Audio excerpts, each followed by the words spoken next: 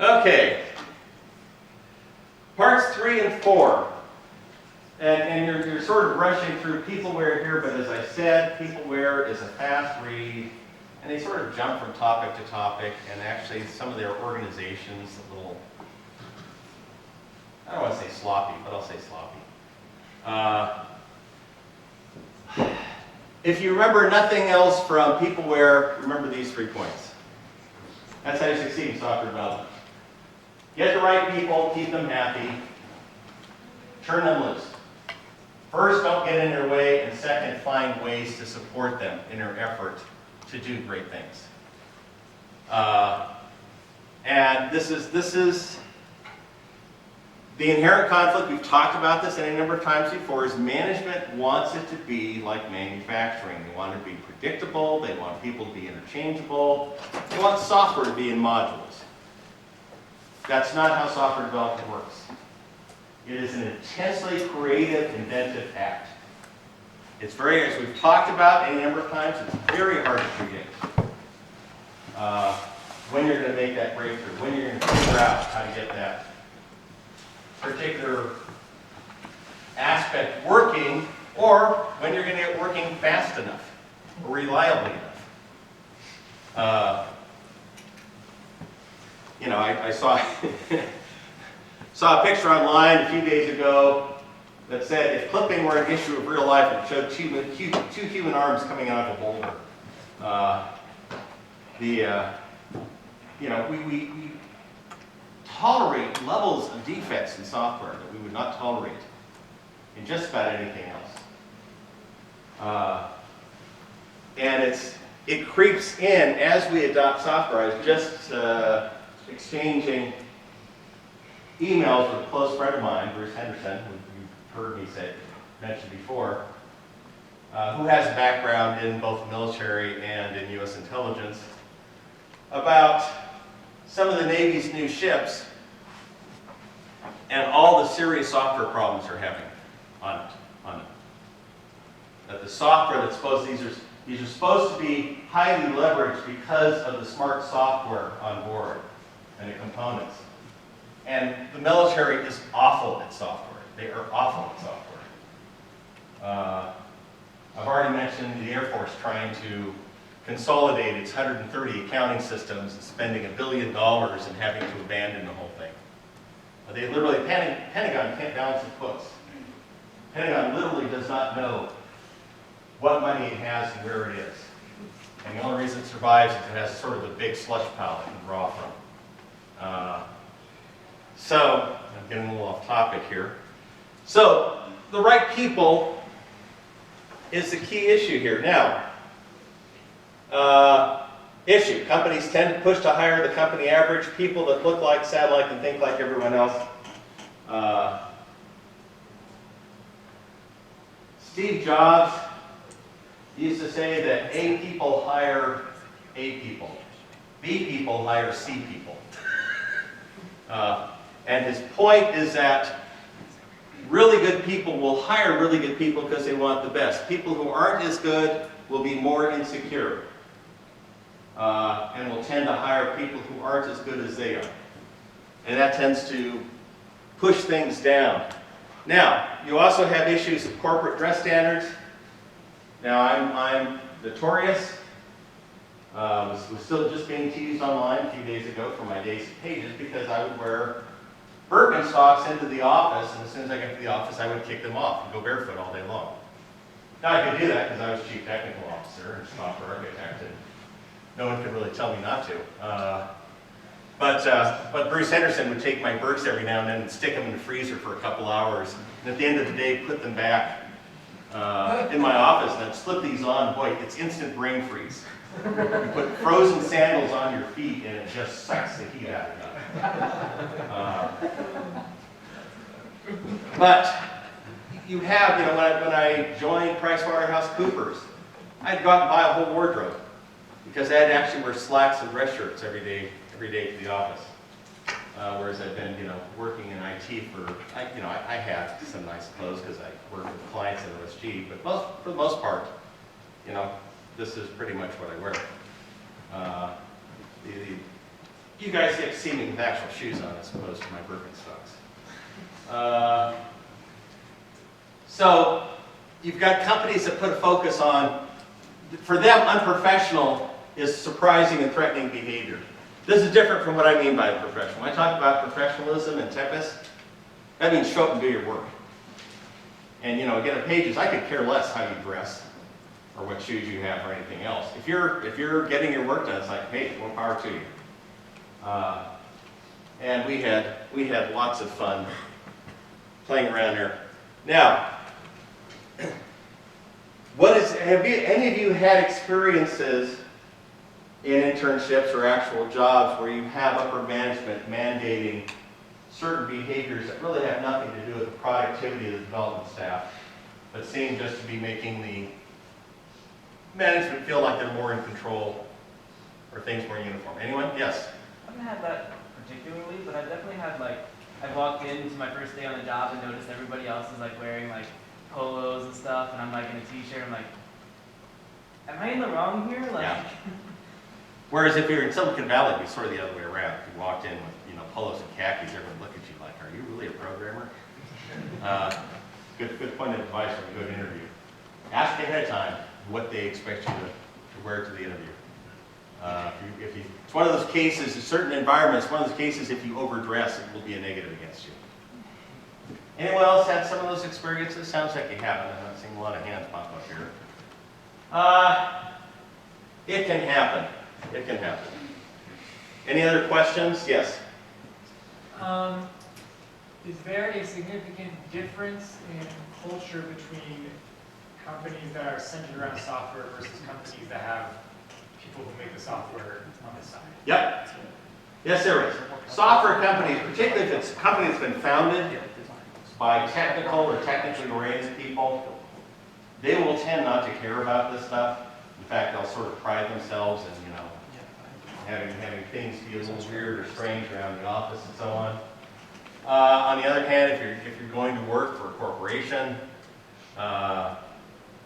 you may find, again, as I did when I went to work for PricewaterhouseCoopers, I had to go out and buy myself a wardrobe because I was having to wear a dress shirt and slacks every day. And their big thing was on Friday, was casual Friday, wear jeans to the office. And the guys have been wearing jeans for 40 years, that's a big deal.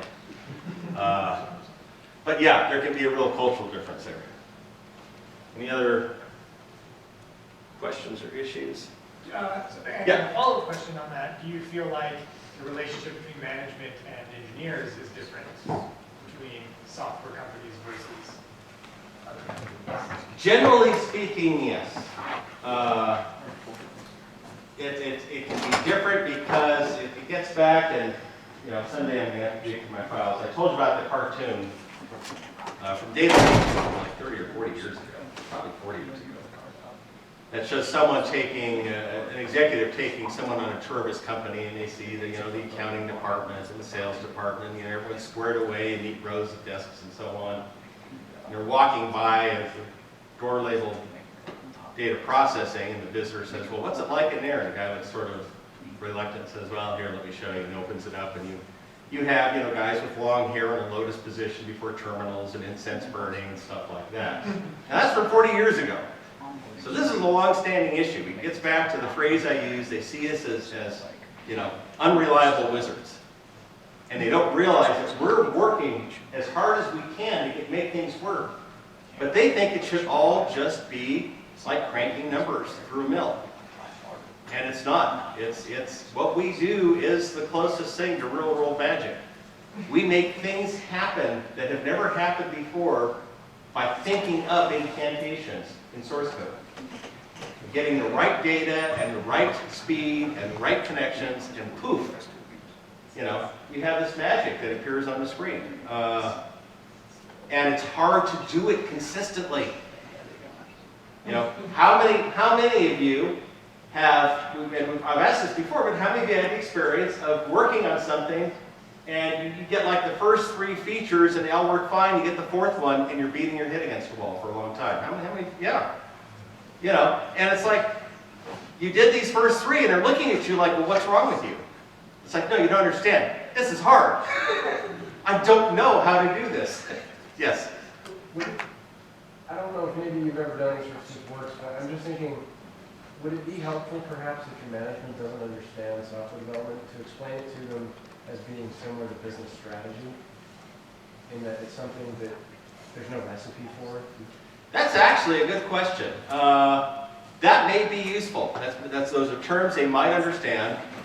On the other hand, there are plenty of management people who think they thoroughly understand business strategy, and all you have to do is plug in the right numbers and the right approach and get everyone on board, and it'll all just magically work. If you read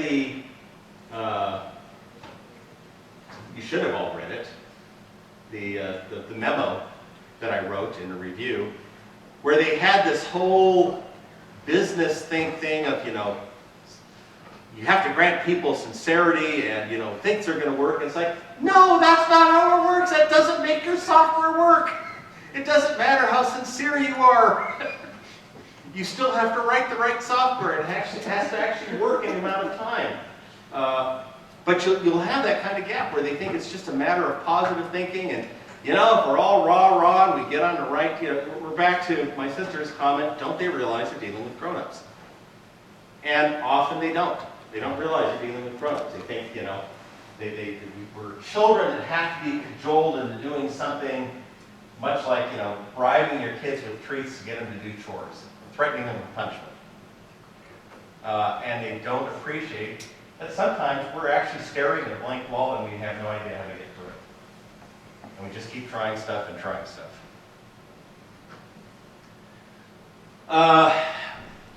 Issue here, most innovation that happens is unwelcome because it requires accommodating change. People hate change. You will find this, if you haven't already, you will find this again and again. And this is as true for your end users as it is for your management. So if you have a solution that involves changing things, we're back to Machiavelli. Seriously, read The Prince. Excellent book. And the single most important quote for all of you is his classic statement where he says, there is nothing more dangerous or more unsure of success than to undertake to institute a new order of things, because you have the enmity of those who oppose your change and only the lukewarm support of those who stand to benefit from it, because it is human nature not to believe in something until they've actually seen it demonstrated. That's my paraphrase of this book. It says it more elegantly than that. But that's what you'll find. One of the things I discovered in my review of failed or failing projects, often within an organization where you've got, a project, big IT project, you'll have in-house a champion. This is a person, she or he is the champion of this project, is the one, convincing everyone to get it done, trying to clear the path and so on.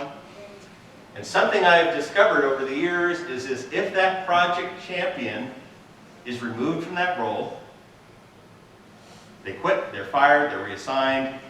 In one case I worked on, they died. The odds of the project failing just went up significantly. Because whoever gets stuck in there has no investment in that project. And he or she is going to say, I don't care about this, this isn't, my bailiwick, I'm going to focus on the things I want and I'm going to find a way to shut this down. If you ever work as a contractor, that's something, or a consultant, that's something to keep in mind. Okay, hiring process. We've talked some about the hiring process. How many of you have been out on job interviews already? Most of you. What works and what doesn't? In your experiences? Anyone? Yes? Guessing. Huh? Guessing. Guessing. Works? No, it doesn't work. Oh. Interviewers just kind of do that. At least that's been my experience. That's probably true. Well, that may be a problem with whatever they're asking you. What are their experiences? Yes? Try to do things differently than the obvious. As a computer engineer, I approached challenges from a state machine type of thought process, and a lot of my interviewers really liked that, or they seemed impressed by it, I guess. Okay, yeah. I was disappointed because a lot of the little toy problems they were asking me to solve, if I had like some prep time, I could have come up with a really elegant solution. But when you ask me on the spot with no context, it's really hard to come up with a coherent solution. And it's like trying to thread a needle, and if you don't thread the needle, like the world's gonna die or something. Well, you're having to read their mind. Yeah. Their right answer is, actually, I had a professor like that, who I'll keep nameless, when I took the operating systems principles class here at BYU. And he would have tests, most of his tests were short answer tests. And the big complaint that all of us had taking this class was that we could give a correct answer that we could document, but if it wasn't the answer he was looking for, he would mark it off. It's like, but it says here in the book, well, that wasn't the answer I was looking for. You know, yes? I'm kind of going along with that, is not overthinking it when they would ask you a simple question, because I had one that was like a very, looking back, it was an incredibly simple question, and I was going to create this entire way to do it. And then they're like, well, just think about just using the array that we gave you, and I'm like, Oh, well, yes. so don't, don't overthink it. Now, let me give you one of my tips from 40 years of being out there. And this is something I discovered after my second or third job change. When I was in the market for a new job, I would go get interviews first with a couple of companies that I didn't care about and didn't really want to work for, just to shake the rust off and to sort of see what answers did or didn't work. And then I would start applying to companies that I was really interested in. Keep that in mind. You know, use some companies as practice runs to see what works and what doesn't. And it will help you when you get to companies that you really are interested in. Yes? One thing that works for me is trying to bond with the interviewer, like find common ground. Yeah, make them like you.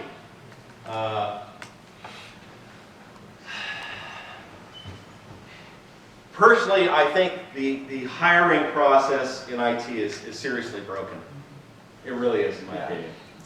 Sometimes you luck in. You get a good group, you get people who ask you intelligent questions, who actually know how to ask you questions, but it's mostly, it's running an obstacle course / minefield. Yes?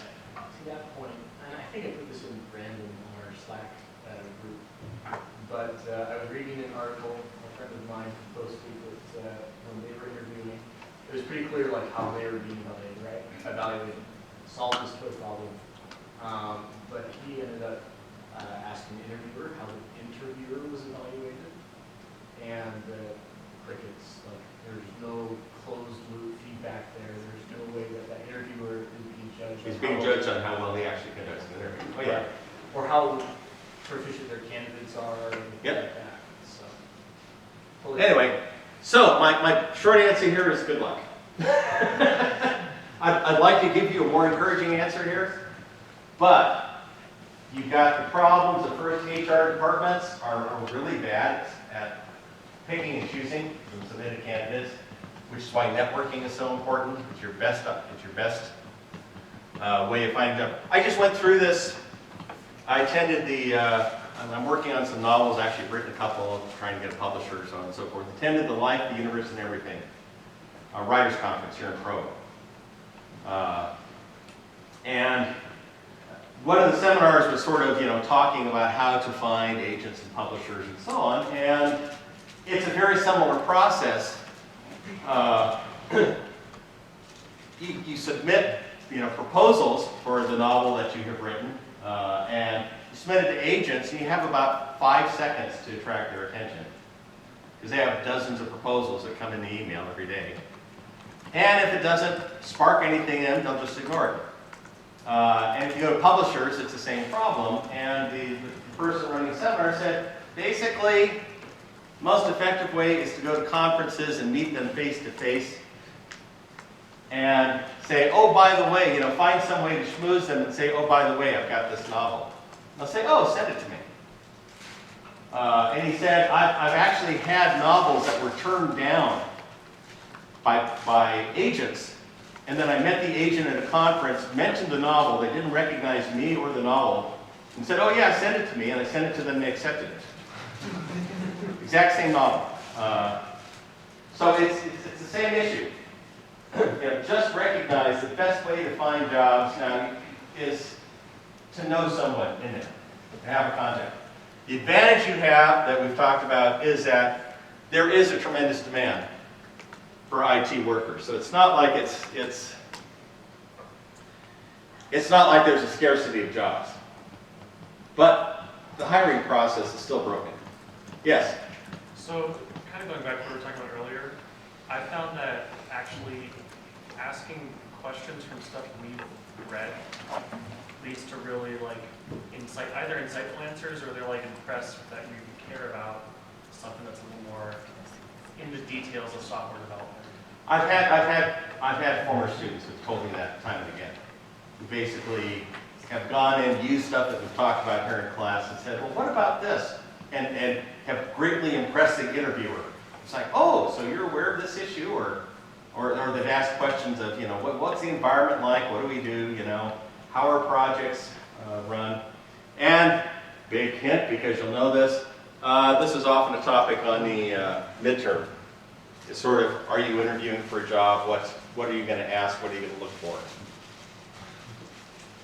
Okay. Avoid. Yes? I'm sorry, just read it. Avoid rope culture. Fine. Playing well with others.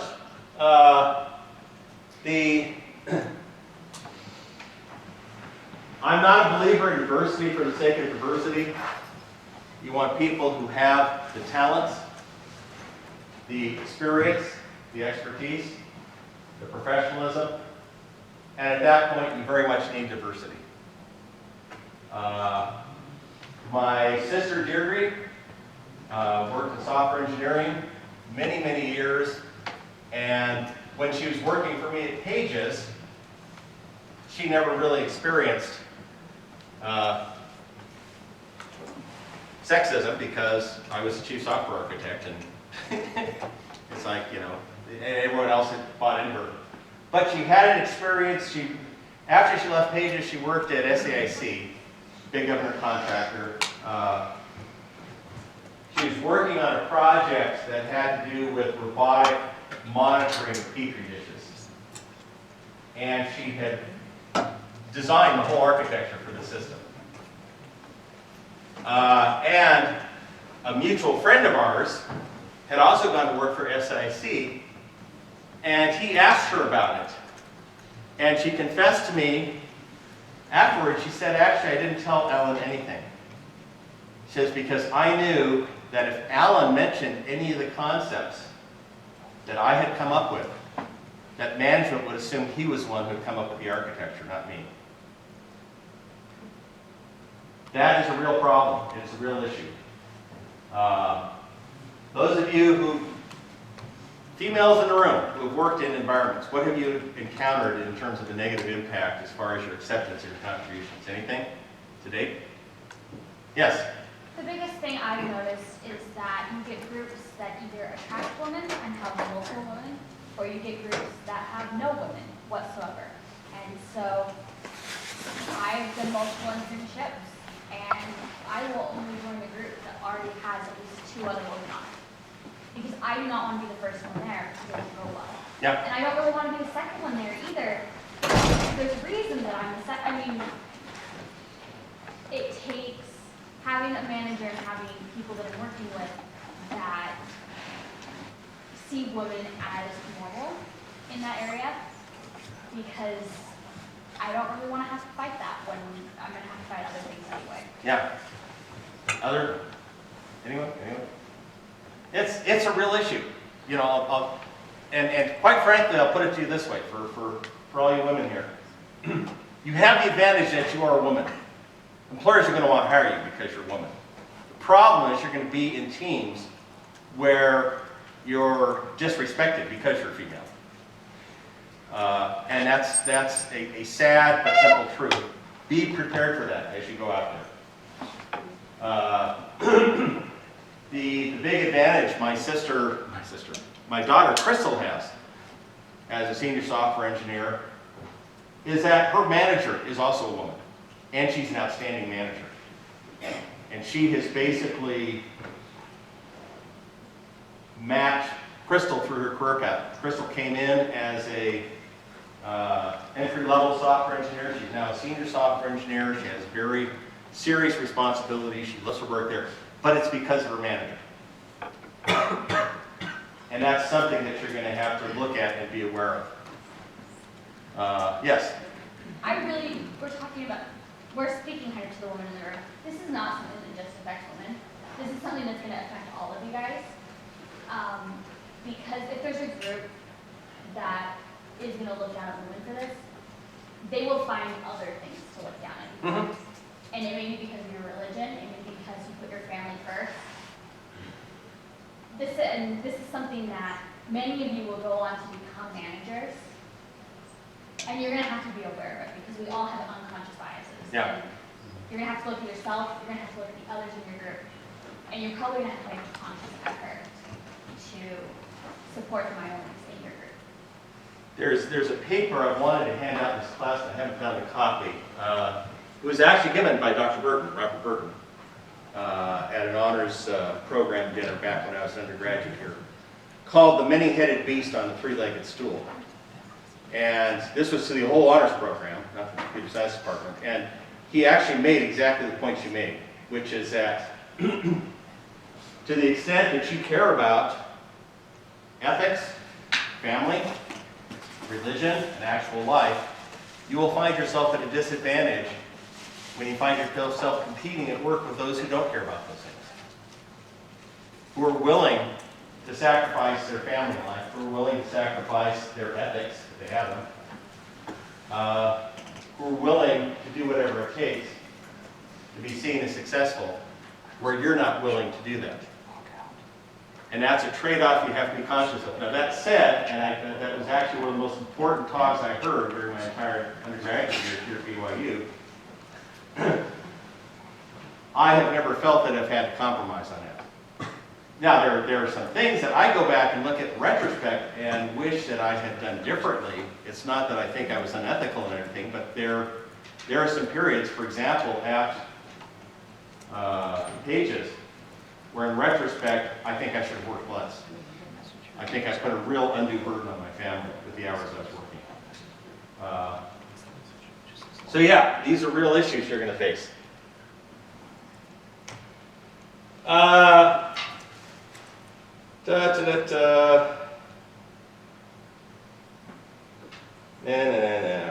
that was a good chapter. Okay. Happy to be here.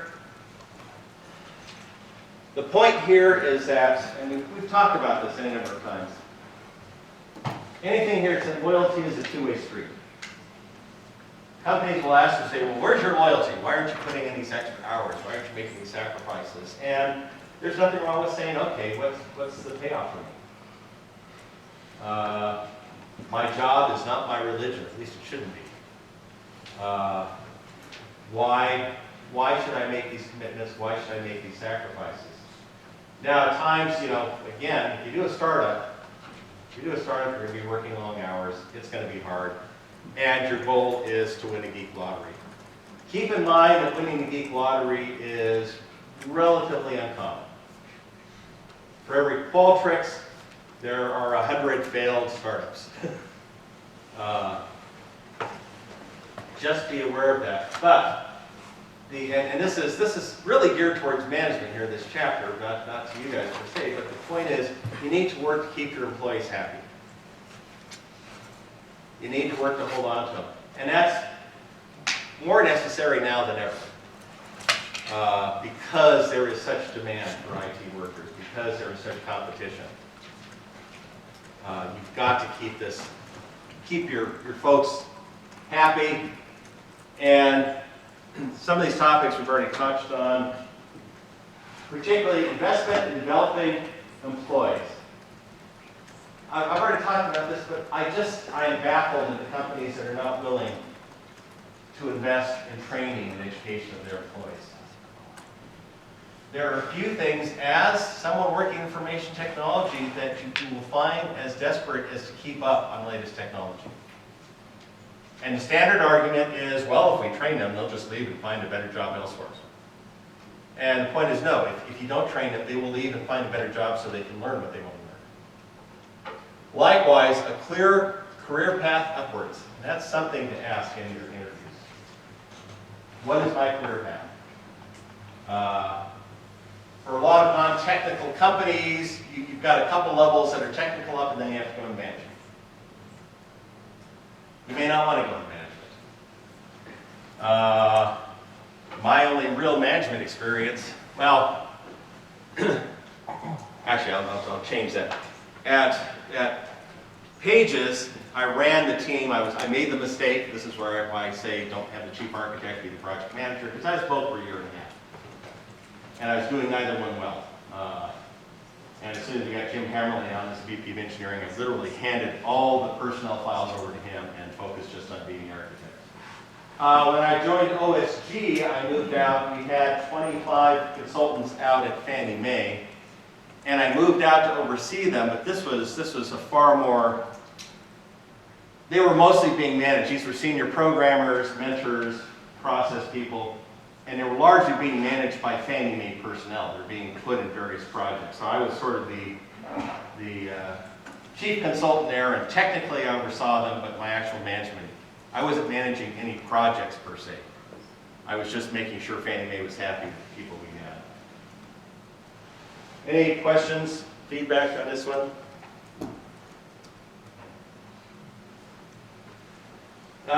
Human capital, this is the same thing. And again, this chapter is aimed largely at management that tends to see employees as a resource that can be used up, as interchangeable components, and they don't appreciate the impact that losing a single person can have. Replacement of valuable team member almost always causes a drop in productivity. Lost knowledge, imperfect knowledge transfer, coming up to speed. We've already talked about that here in class, and some of you have already given examples of that.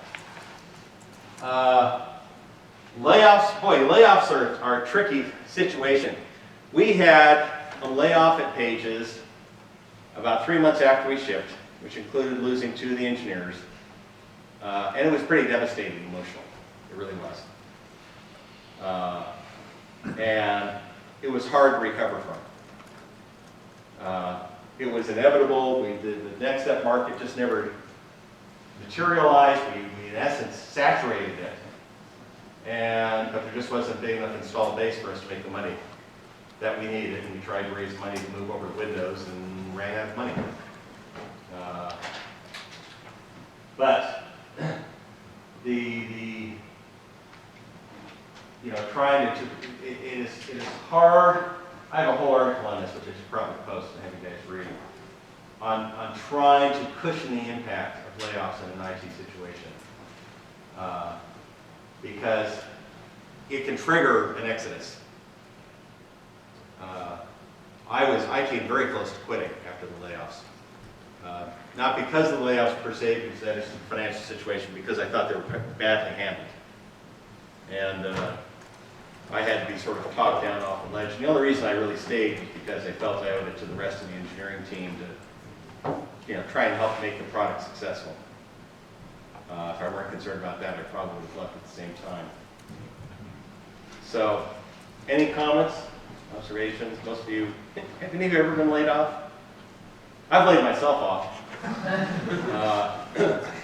Yes? It's kind of funny. My friend Benji, he's a student here, his company went through some weird stuff, and so he got laid off, but it was like actually better off because they had to pay him a lot of money, and he was like already gonna like quit the job in like 2 months, and so he just like got a bunch of money, and then like I don't know, it was like a good thing for him. But that can happen. In my case, I was working for a company called LaserGo, and had just hired.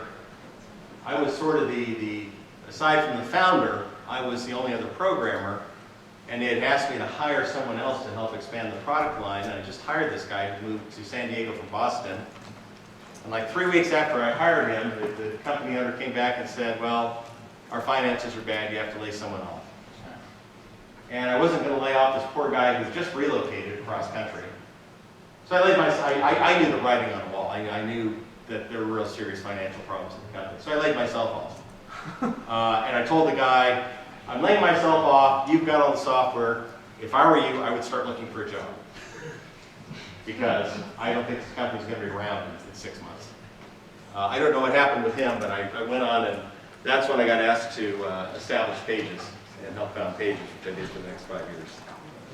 Any other comments? Feedback here? Productive teams. Best work groups are once people have the most fun and perform to their upper limits. Team interactions are everything. I've talked a lot about Pages. This is probably my single biggest and most extensive experience in building a team from scratch, having it almost fall apart, learning how to pull it together, and building the camaraderie. I am still close friends with all those engineers, 25 years later. Some of them I interact with on a regular basis. Here's the problem. Teams, you know, it's hard to find, just to screen for and find a good developer. You know, it's even harder. Building an effective team. I mean, I go back to the sports team analogy. Let's take BYU basketball. This year's current team only has 2 people different from last year. Last year they finished 19-13. Lost the first round in the WCC tournament, like quarterfinals, and were not invited to any postseason play.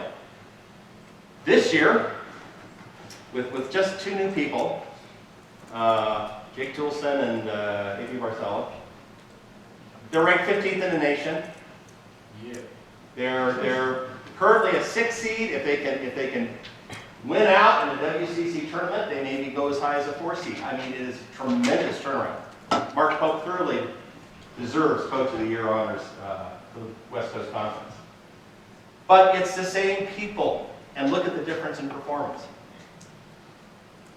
This happens with software teams. Some teams gel, other teams don't. It can depend a lot on management. It can depend a lot on what the company does to allow it to happen. Now, this was something that I felt very strongly about at Pages, and I took active steps to try and build a team identity. How many of you have seen Buckaroo Banzai across the 8th dimension? Oh, come on, guys.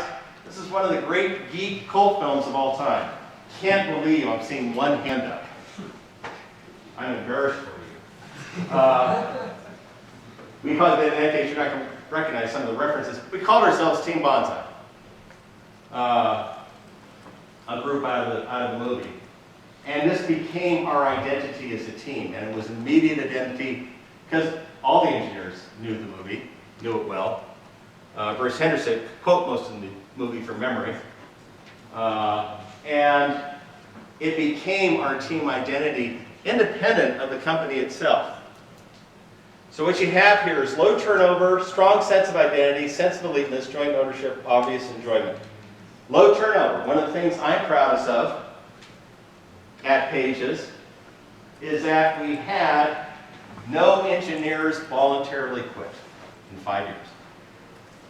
We had one I fired early because he just wasn't doing anything. I've talked about that.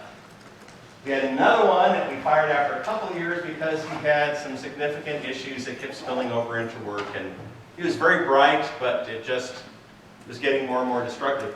We had a couple laid off 4 years into the company. And then the rest of us, the company closed a year later. The only person who actually voluntarily left was our system administrator, who left about 3 months before the company closed because he pretty much saw the handwriting on the wall and found another job and just left. But we had all this turnover. And it was because of that team identity, even with all the struggles we had up front. And it was because of little things. The self-identification, the name, the in-jokes, little things like, free soda and M&Ms in the kitchen. If 3 or more programmers were working, actually 3 or more employees, but it's usually the programmers, were working after 7 o'clock, they could order, we had a file folder filled with local restaurant menus. They could order dinner and it would get delivered, and the company would pay for it. We had little things that kept us happy and productive, yes. In your experience, can having this strong sense of identity be hard for people who join the team? It can be, and it's up to the team to get them included and make them feel part of it. This is one of the reasons why our interview process, as we were building the team, was that every engineer already on the team would interview the candidate, and we had to be unanimous.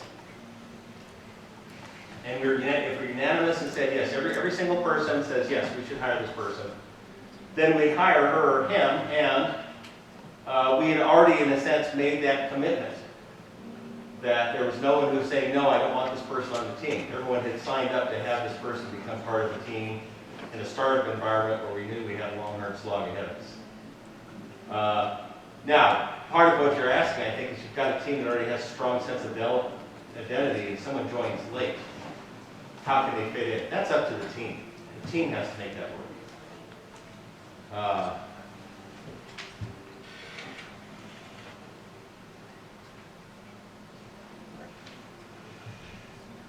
Okay, now the Markman listers say most organizations don't set out to kill teams, they just act like they do.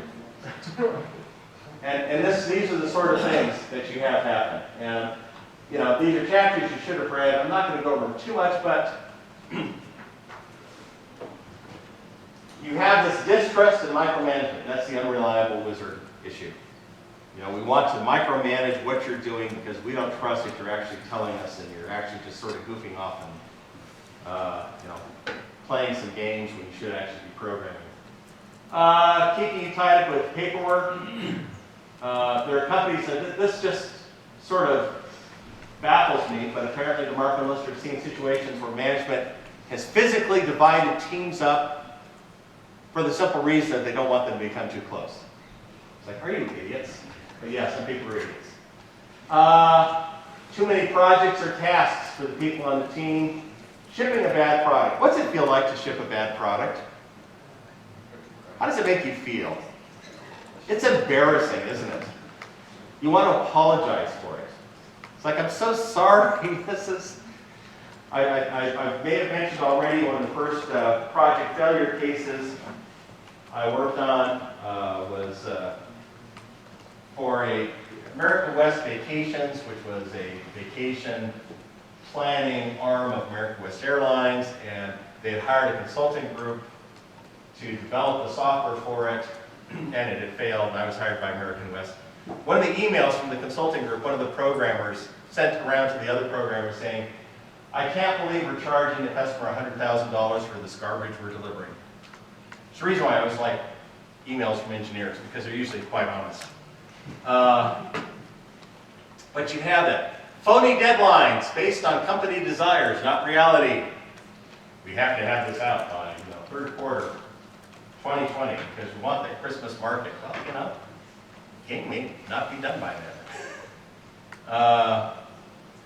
then. Breaking up teams out of fear of loss of control, and there's the quote, most organizations don't set out consciously to kill teams. Phony motivation. This is the, don't they realize we're grown-ups? Extended overtime. You know, sometimes you have overtime, and you know, that's fine for short durations, but if you're having to work overtime for months at a time, it's a death march, you're going to burn people out. And pitting team members against each other, deliberately or inadvertently. Any questions or comments on this? Any horror stories anyone wants to share? Yes? For that last one, is that things like competitions where you're like, whoever puts out the most lines of codes gets the Bonus, yeah. coder of the month sort of thing? Yeah, that's the sort of thing where it's that, or you've got someone on the team who seems to be a ringleader.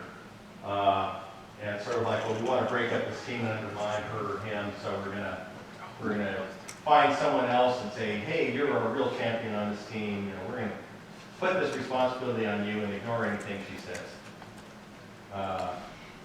It's just bad management. Guess what? There's a lot of bad managers out there, especially in IT. Okay, this is just talking about how to make things work. Provide frequent, easy opportunities for the teams to succeed together. Boy, that's important. And for managers, don't protect yourself from the team's mistakes. Get them out of their hair, send them away for a while. You know, trust that they're actually trying to do their best. Give them a chance to show what they can do. Yeah. So that first bullet, is that talking about like smaller projects or? Yeah. Okay. If you're going to adapt a new language or technology, do a pilot project. Don't do it for a time-critical, mission-critical project that has to be done in 3 months. It's like, okay, no, we're going to adopt this new technology or this new methodology. Let's do a simple project, something fun. You know what I used to do? Early in my career, I was, like I said, I went through 4 jobs in 4 years. I was always having to learn new operating systems because I was working on mainframes and mini computers, and each one had its own operating system and its own development tools and everything else. And so when I had to come up to speed, I would write programs that interested me. When I went to work at General Dynamics, I had to learn how to program on a Cyber, I think it was a 172 or 173 mainframe. So I wrote a program in Fortran to randomly generate monsters for D&D. I still have some printouts in my files from that, from 42 years ago. Because that kept me interested. When I was at Lunar Planetary Institute, we had a Northstar Horizon microcomputer running CPM. Actually, it's running UCSC Pascal. And I was interested in learning it because I had to use it for another project. So I started out by writing some programs that interested me. And then I ran into some floating point bugs in it. And so, being a geek, I wrote a P-code disassembler and disassembled the whole key machine thing so I could figure out where the floating point error was. And that actually came in very handy with a few years later at FTL because we chose Apple Pascal, which was UCSC Pascal, for Sundog. And so I took the code and simply extended and made a P-code 6502 disassembler, and we disassembled the entire operating system for Apple Pascal and then did all sorts of nifty things in it. It was great fun. You don't get opportunities to do much of that anymore unless you're dealing with embedded systems. So, chemistry for, once again, for team formation, cult of quality, lots of closure, sense of eliteness, so on and so forth. At Pages, I was the one who actually went and found our first offices, found our office manager and so on. It was in a business office complex, single-story office that was, actually had 2 doors, probably about 40 or 50 feet apart that went into 2 or 3 offices that were all interconnected inside. And so I had 2 signs made up. The first one was for the actual main door that, where our office manager was and so on, but the other door was the engineer's entrance, and it had bonsai research too. Again, this is something out of The Adventures of Dr. Bonsai. Class assignment. Watch that sometime between now and the end of the semester, okay? Seriously?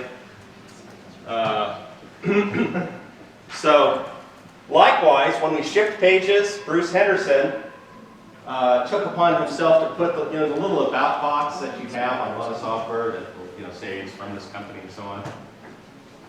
Bruce made one to basically put the whole company up there and what we did, but he came up with all his own titles. So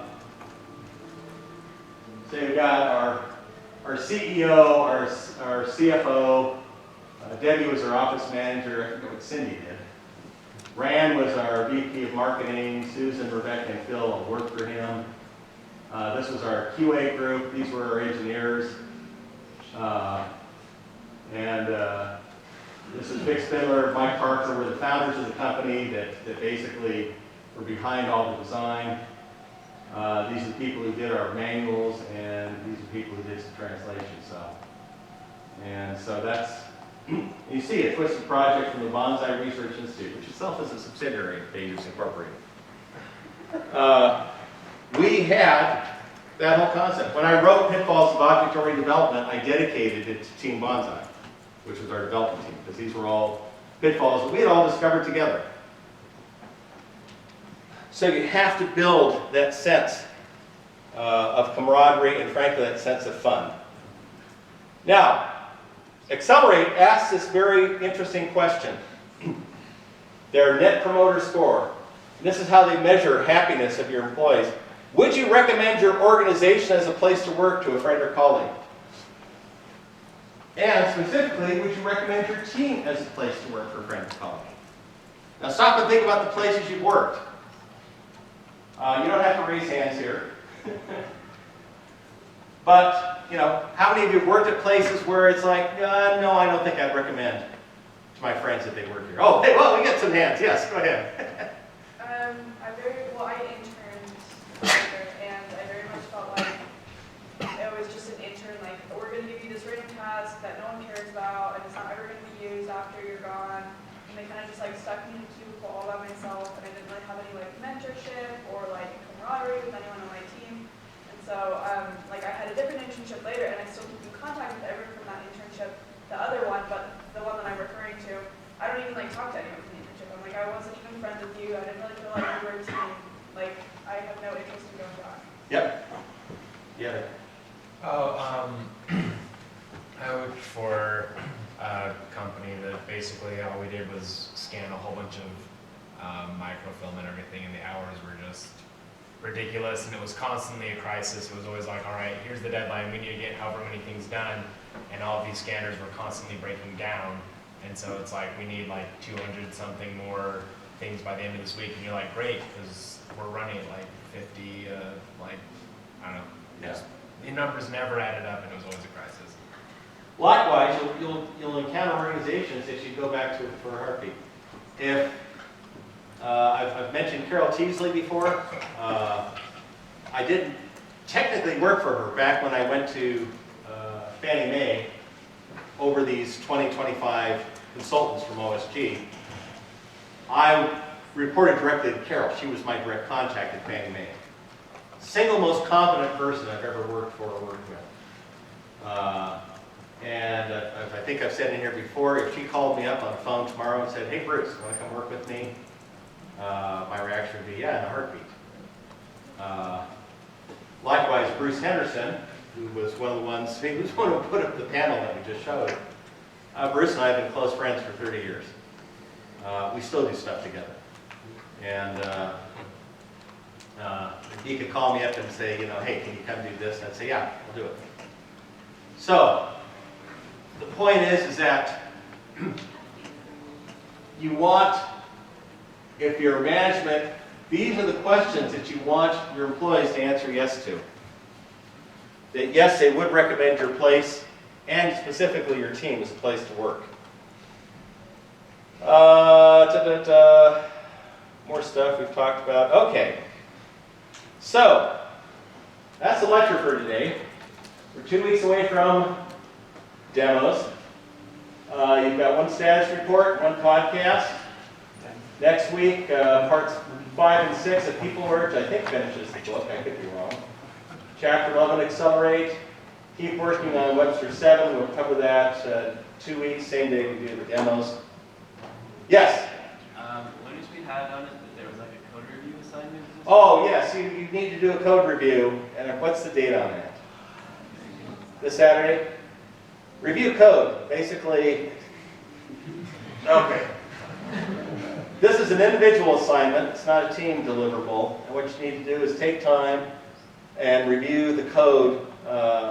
Sit down with someone else on your team and review her or his code. Look at it ahead of time. Ask, find questions to ask them. This can be a little uncomfortable. If you need more time, I'm happy to slip the deadline another week. Some of you may still be generating lots of code. So yes. So I know that our group is having like code reviews every time that we like push code and. If you've been doing code reviews already, then just check it off and say, yeah, I did the code review. Yes. If you're doing good practices, you probably have already done this. Do you have a question also? Yeah, I just wanted to, it's just like something you do on Learning Suite, then there's not like a write-up or anything? No. You just go to Learning Suite and say, yeah, I did this. Okay. Yeah. Was there a Webster reading due this week? No, it's all Webster 7 right now, which are the pitfalls. And there's a lot of them, which is why you have like 3 weeks to get that done.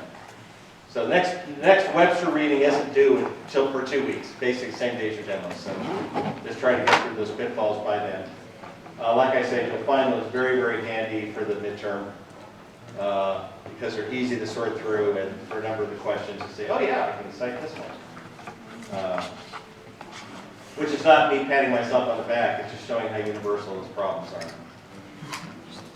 are. Any other questions? Issues? Yeah. That's it. Oh, roll. Let me take roll.